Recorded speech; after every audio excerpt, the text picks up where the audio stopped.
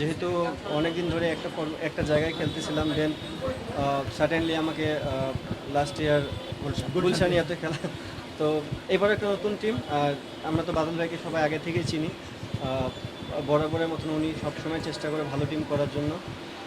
চেষ্টা করব আমরাও, যে মানে দুজন প্লেয়ার আমরা চেষ্টা করব যে কয়টা ম্যাচ খেলার সুযোগ পাই যেন টিমের হেল্প হয়।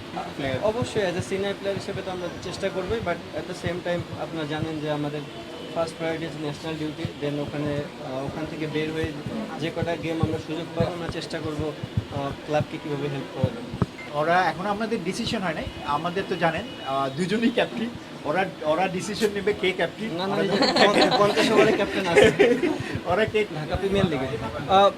টু বি অনেস্ট, মিরাজের সাথে এর আগে কখনো খেলানি। অবভিয়াসলি ন্যাশনাল টিমে তো খেলেছি, ঢাকা লিগে এই প্রথম খেলবো। খেলার পর আমি অ্যান্সারটা দিতে পারবো।